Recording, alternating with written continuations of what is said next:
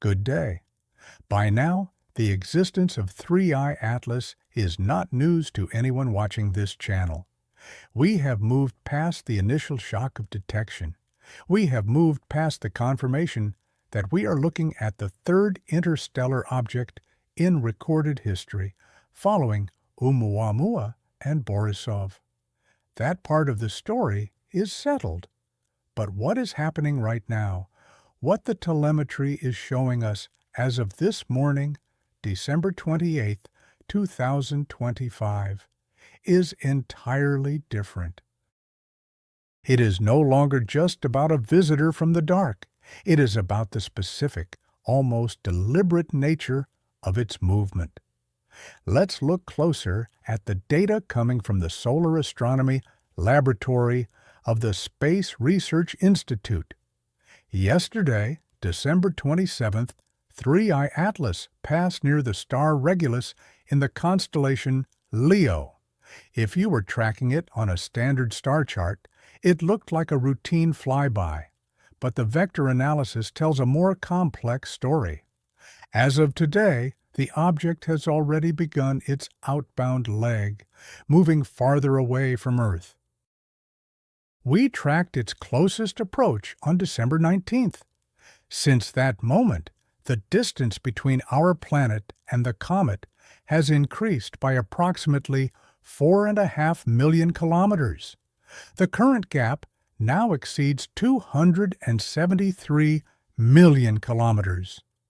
To put that in perspective, imagine the vast emptiness between us and the Sun.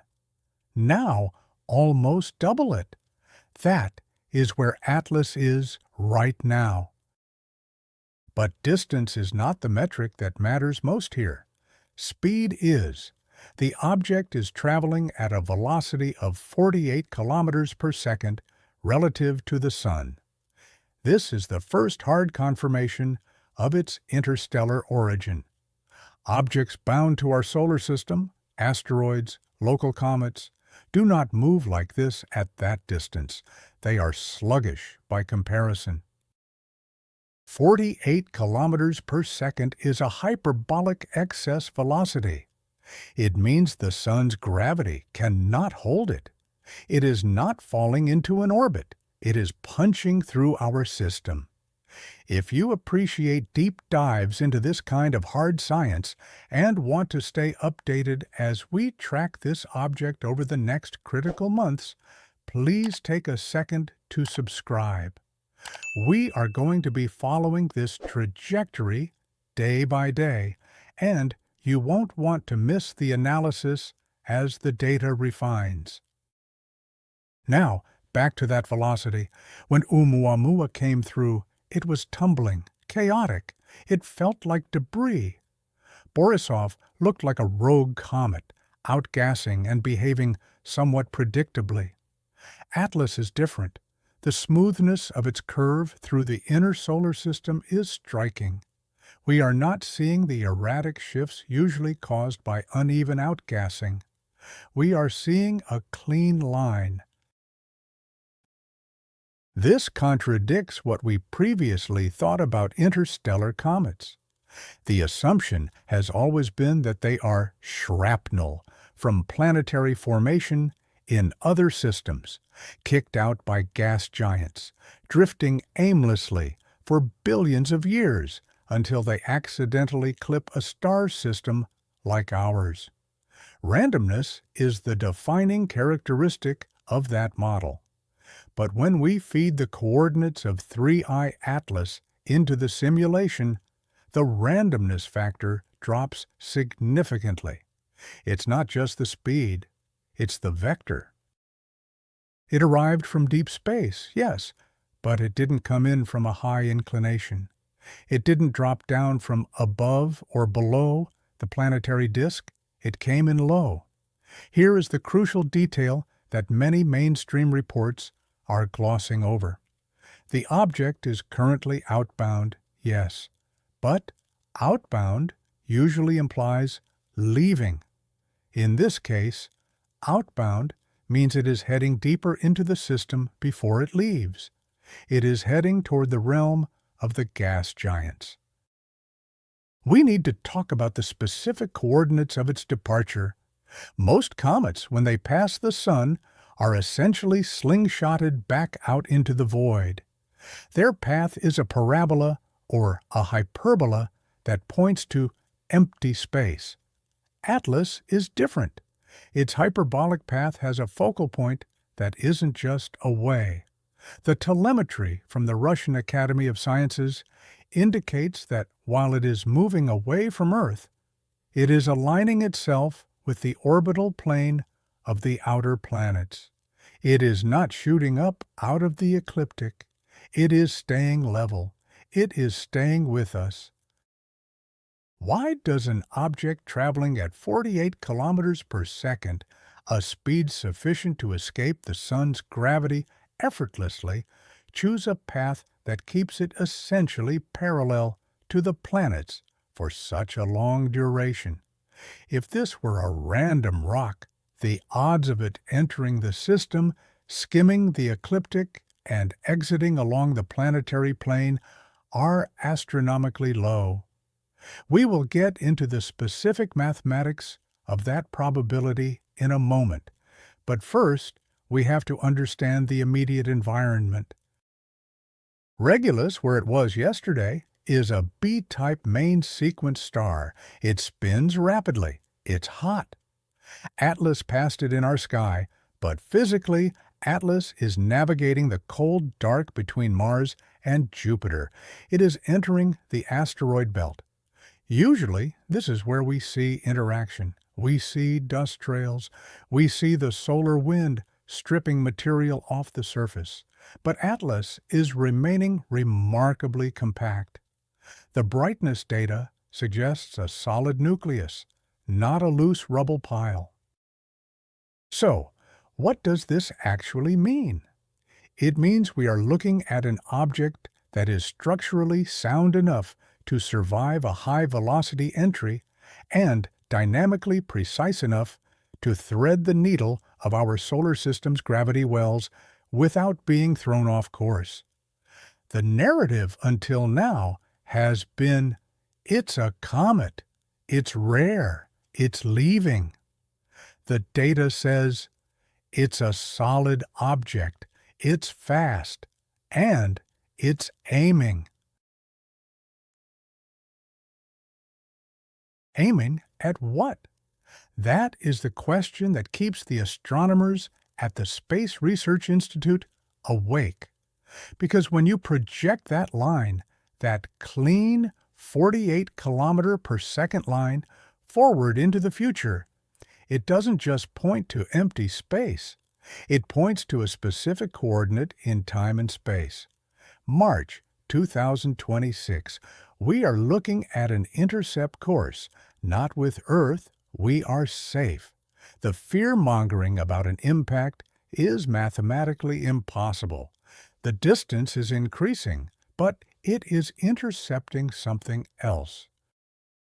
The calculations are robust. We have run them through the JPL Horizon system.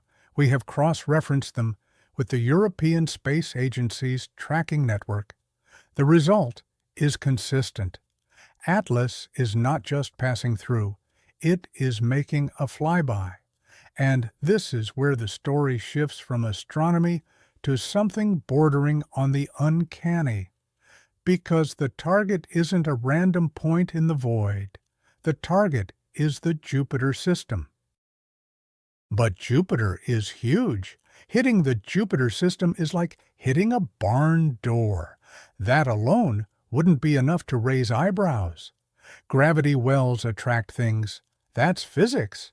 However, the trajectory is finer than that. It's not just a generic Jupiter approach. The node of the orbit, the point where the comet's path intersects the plane of the Jovian moons, is incredibly specific. It is lining up with the outer Galilean moons. As we close this initial analysis of the current position, remember this. We have an object moving at interstellar speeds, staying within the planetary plane, showing high structural integrity and heading for a rendezvous with the king of planets. But to understand why this is impossible, we have to look at the geometry. We have to look at the angles, because when you measure the tilt of Atlas's orbit, you realize that it isn't just lucky, it's almost perfect. And in nature, perfect is the most suspicious word there is. Let's look at the numbers that make this trajectory physically impossible to dismiss as a fluke. As we established, 3I Atlas is moving fast, and it is moving with purpose. But speed is just a scalar quantity. It tells you how fast, but not where. To understand the true anomaly of this object, we have to look at the geometry of its arrival. We have to look at the angle of attack. In orbital mechanics, the ecliptic is the imaginary flat disk where all the planets live. Earth, Mars, Jupiter, we all orbit the Sun on roughly the same flat plane. It's like a dinner plate. Most things that come from outside our system, interstellar objects, should ignore this plate completely. They should come from above, from below, from any random direction in the 3D sphere of the galaxy. Oumuamua, the first visitor, followed this rule. It dropped in at a steep angle of 122 degrees. It came from above the system, plunged down, and shot back out. It had nothing to do with our planetary plane. Borisov, the second visitor, came in at 44 degrees. Again, a significant tilt. It clearly didn't belong here. Now, let's look closer at the data for Atlas. The tilt of the comet's trajectory relative to the plane of planetary orbits is less than 2 degrees. 2 degrees. This means the object is traveling inside the zodiac belt. It is skimming the dinner plate. It is moving in the exact same narrow corridor where the planets move, where the asteroids move, and, crucially, where our own man-made spacecraft move. This contradicts what we previously thought about the distribution of interstellar matter. If these objects are ejected randomly from other star systems, they should arrive randomly. The galaxy is a big place. The odds of an object being ejected from a random star, traveling light years, and entering our system exactly along our orbital plane are vanishingly small. Some analysts argue that the probability of such a coincidence is about 0.2%, just 2 out of 1,000. Think about that. If you roll a 1,000-sided die and it lands on the one specific number that aligns with the planets, you have to ask questions. You have to ask if the die is loaded. Here is the crucial detail. When an object travels within the ecliptic, it maximizes its chances of interacting with the planets. If you come in from the top, you pass through the plane once and you're gone. You have one shot at a flyby. But if you come in along the plane, you stay in the neighborhood. You have time. You have opportunities for gravity assists. You have a flight path that looks less like a random rock falling through a window and more like a probe entering a traffic lane. Skeptics call this a coincidence, yet no alternative explanation currently exists for why a natural object would mimic the insertion orbit of a Voyager or a Pioneer probe. And then there is the physical appearance, or rather, the lack of it.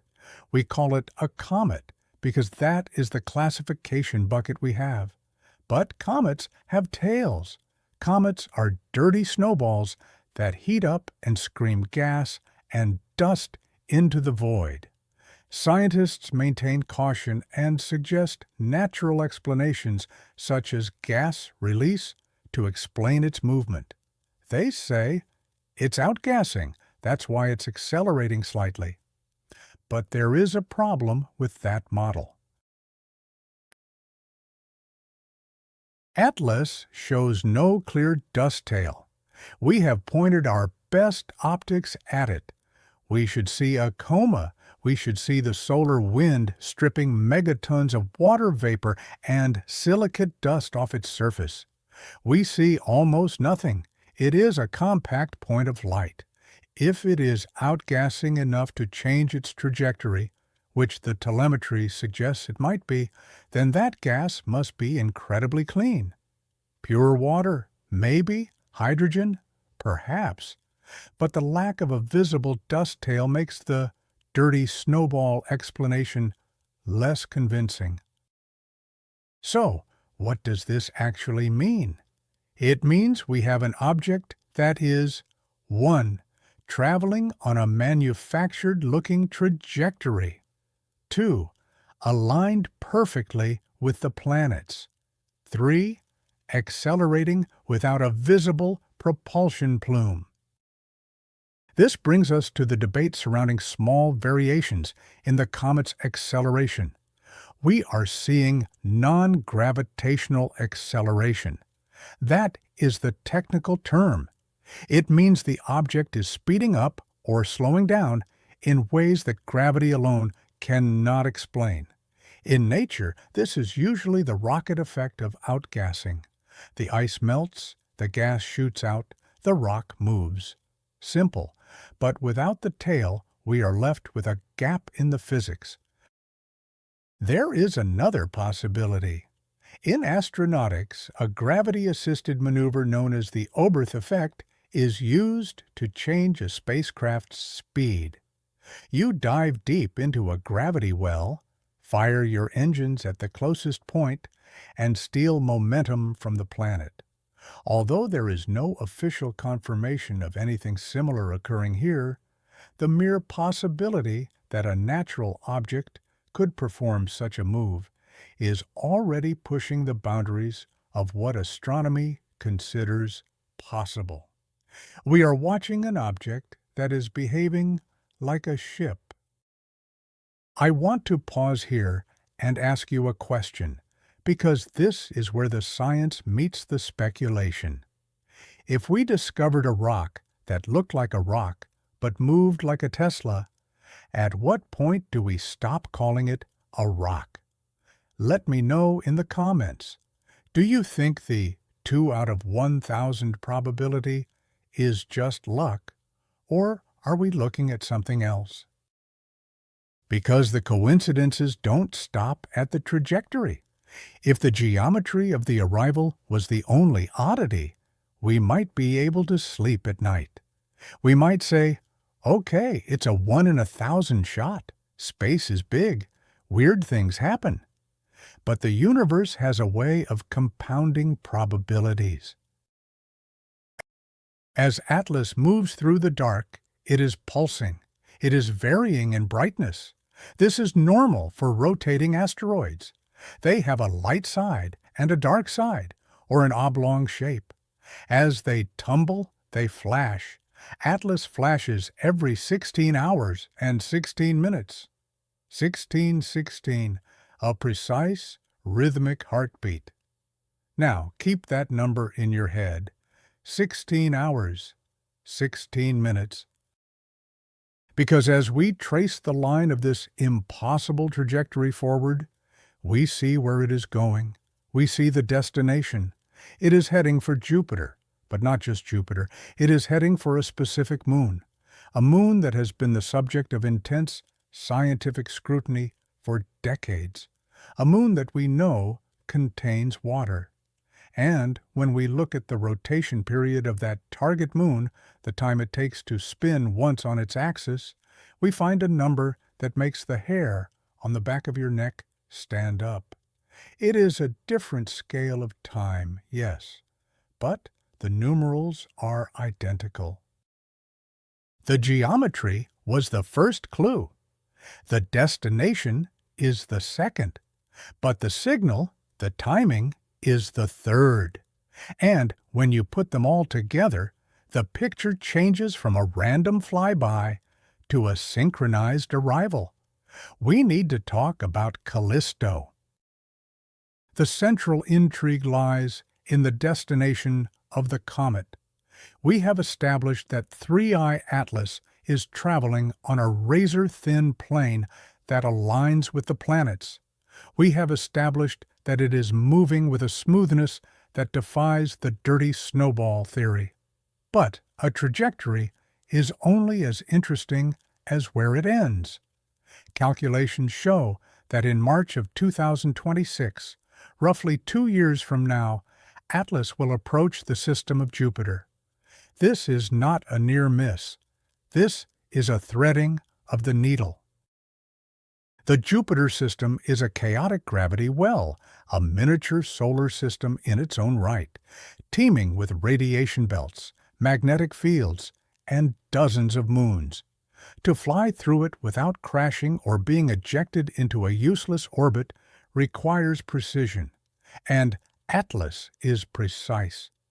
This has shifted scientific attention toward one of Jupiter's moons, Callisto.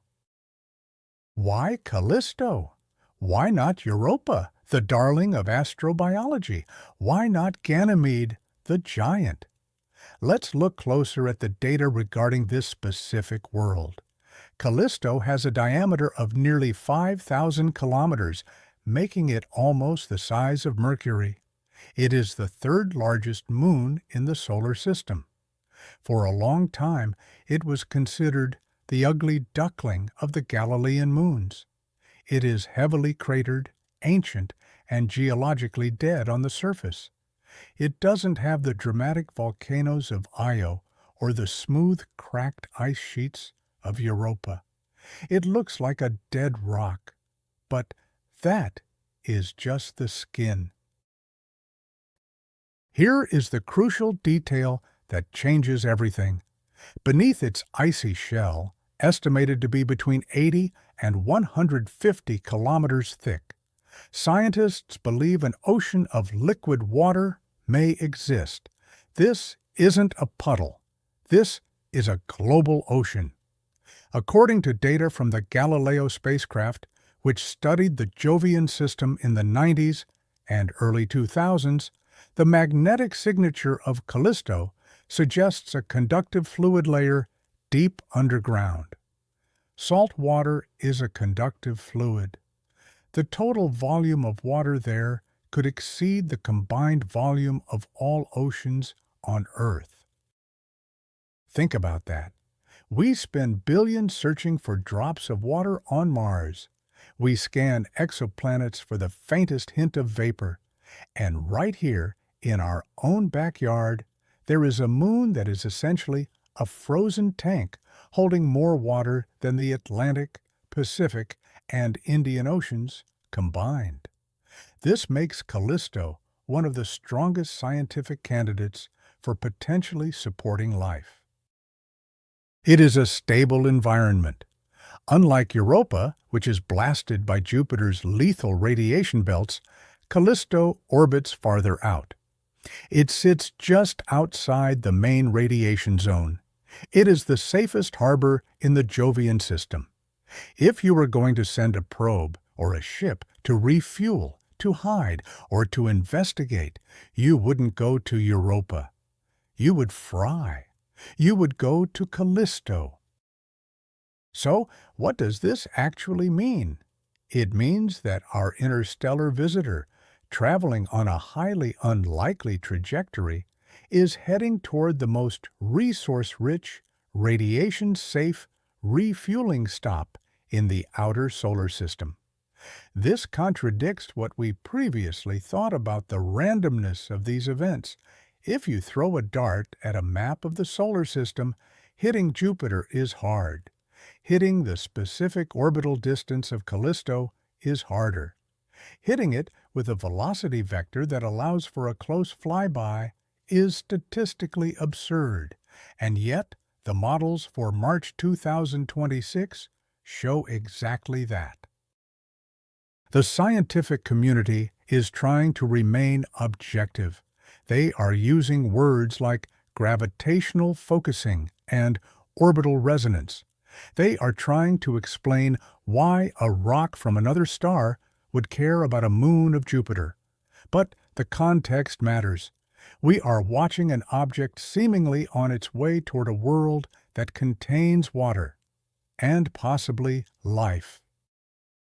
If Atlas were just a rock, it wouldn't care about water. It wouldn't care about radiation belts. It would just follow Newton's laws. And it is following Newton's laws, but it is following them in a way that maximizes utility. Imagine you are an explorer entering a new archipelago. You don't sail into the jagged rocks. You don't sail into the storm. You sail toward the calm harbor with the fresh water. Callisto is that harbor. And this is where the coincidence argument begins to strain under its own weight, because we have the trajectory, the ecliptic, we have the destination, the water world, and now we have the timing. Against this background, a numerical coincidence draws particular attention. It is one thing to head toward a planet. It is another thing entirely to speak the language of that planet's rotation. We mentioned the breathing of the comet earlier, the periodic dimming and brightening. This is usually caused by the object spinning. As it spins, a wider side reflects more sunlight.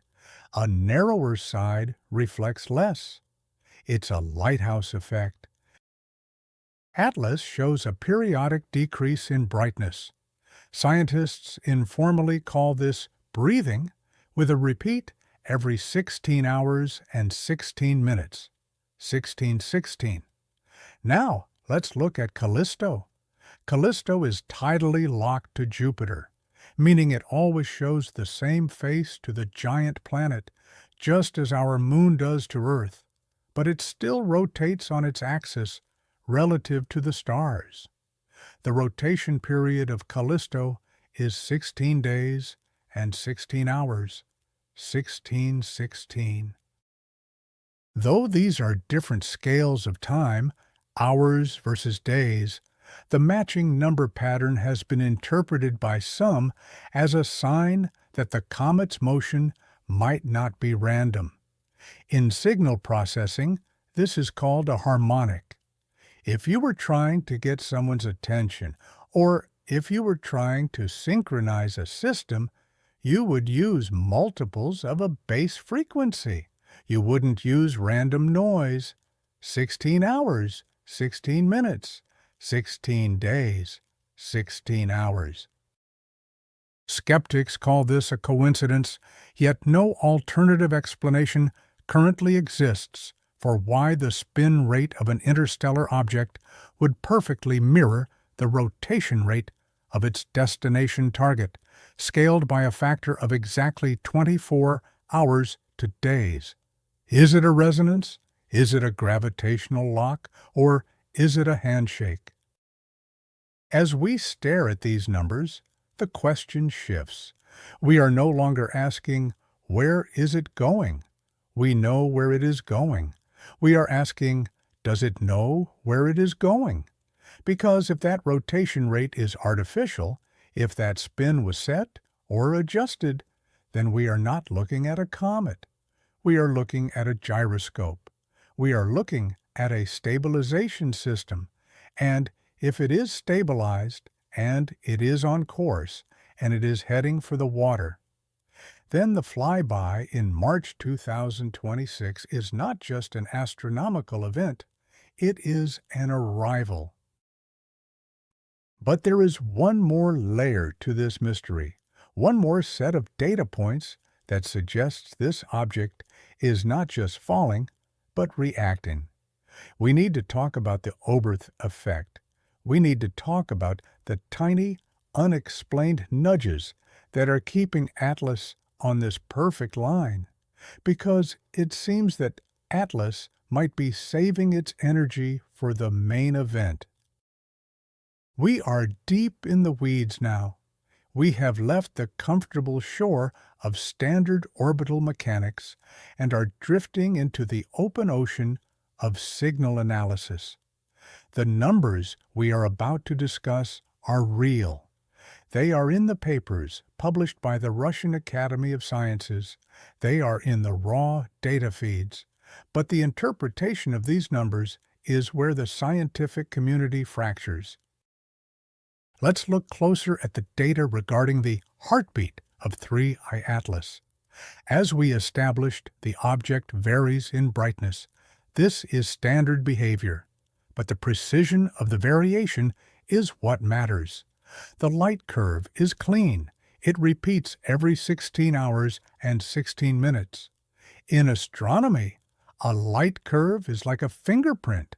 It tells you the shape of the object. If it's a long cigar shape, like Oumuamua, the light dips dramatically when the narrow end points at us. If it's a sphere, the light stays constant. Atlas is pulsing, which suggests an elongated shape or a surface with highly reflective patches, perhaps ice, perhaps metal, rotating into view. But why 1616? In isolation, that number means nothing. It's just a duration. But we don't view data in isolation. We view it in context, and the context is Callisto. The rotation period of Callisto is 16 days and 16 hours. This matching number pattern has been interpreted by some as a sign that the comet's motion might not be random. Let's break this down. We have a visitor from another star system. It travels for millions of years. It enters our system. It targets a specific moon, and its internal clock, its spin rate, is a harmonic of that moon's day. Skeptics call this a coincidence, yet no alternative explanation currently exists. They say, you can find patterns in anything if you look hard enough. And that is true. If you look at the license plates of cars passing by, eventually you will see your birthday. But this isn't a license plate. This is a fundamental physical property of two celestial bodies on a collision course. Here is the crucial detail. In celestial mechanics, resonance is a powerful force. Moons lock into resonance with each other.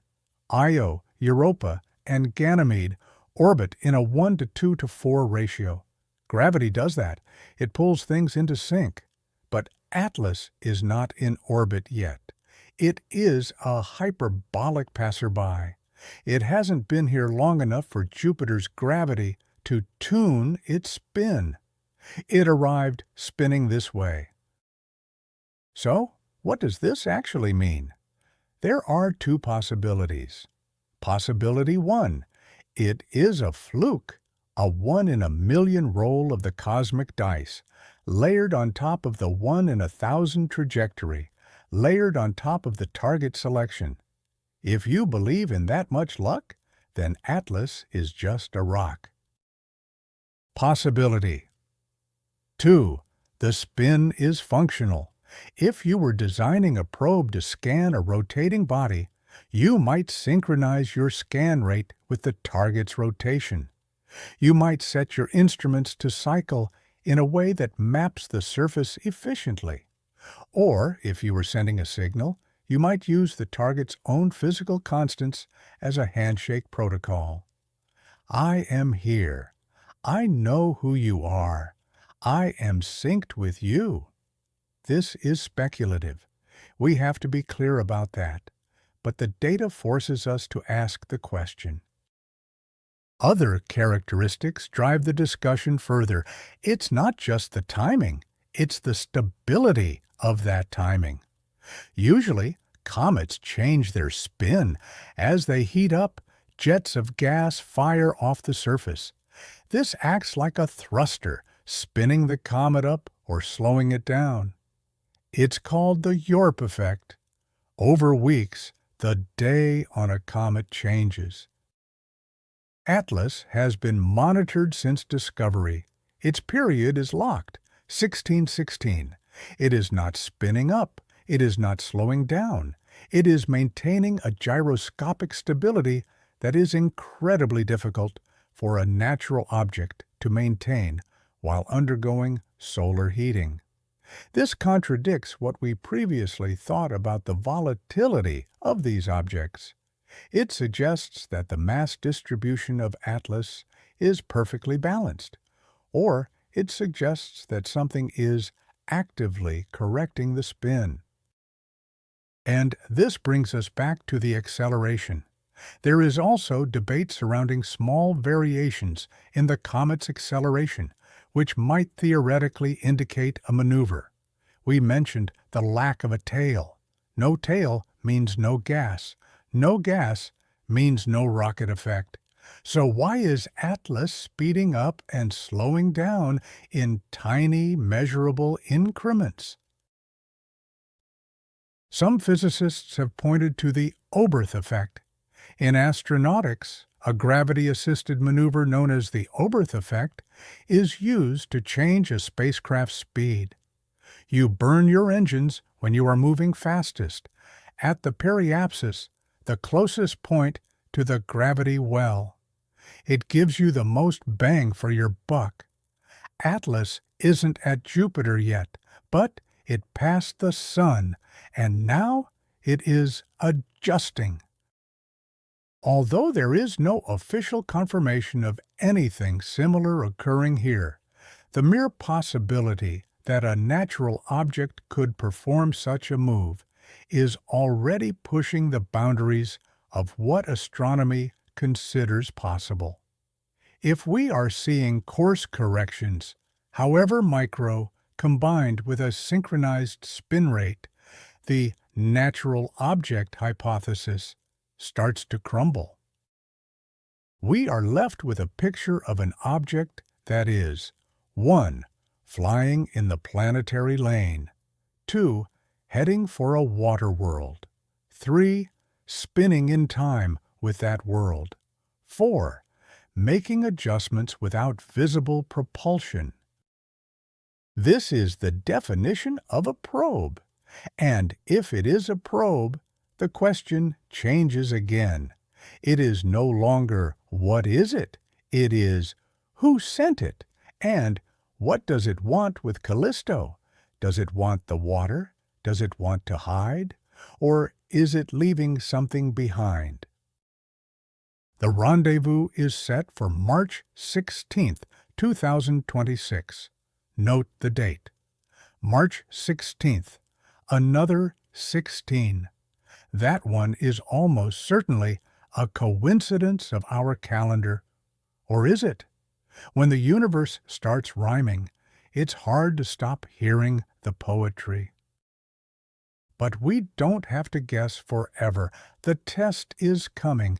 If, at the moment of closest approach on March 16, 2026, Atlas demonstrates even a single anomaly, we will know. We have a checklist. We know what a rock does. We know what a machine does. And in the final chapter of this investigation, we are going to look at exactly what we need to see to confirm that we are not alone. Because if Atlas does what the math suggests it might do, the history of humanity will be divided into two eras, before March 2026 and after. We are now looking at the timeline. The data is in. The trajectory is plotted. The destination is known. All that remains is the wait. March 16th, 2026. That is the date circled on every calendar in every observatory, from the Atacama to the Caucasus. That is the moment of truth. On that day, 3I Atlas will skim the cloud tops of the Jupiter system. It will pass Callisto, and in that window of a few hours, we will get our answer. What are we looking for? What is the smoking gun? Scientists maintain caution and suggest natural explanations, such as gas release. Yet the comet shows no clear dust tail, making this explanation less convincing. But if this changes, if, at the moment of closest approach, Atlas suddenly lights up, that would be significant. But that's not the anomaly that keeps analysts up at night. They are looking for something subtler. They are looking for a change in velocity that cannot be explained by physics. If, at the moment of closest approach on March 16, 2026, Atlas demonstrates even a single anomaly, a slowdown, the formation of a tail, or a halt in rotation, this event could force a revision of our understanding of the universe. Imagine a slowdown. A rock falling into a gravity well speeds up. That is the law. If Atlas slows down as it approaches Callisto, it means it is braking. It means it is entering orbit. If that happens, the debate is over. Nature does not have brakes. Imagine a halt in rotation. We talked about the 1616 heartbeat. If, as it aligns with Callisto, that spin stops, if it stabilizes to point a specific face at the moon, that is an acquisition maneuver. That is a scan. Or imagine the formation of a tail, not a dust tail, but a gas plume, a sudden venting. Is it outgassing, or is it a fuel dump? Is it a sample collection? These are the scenarios being modeled right now.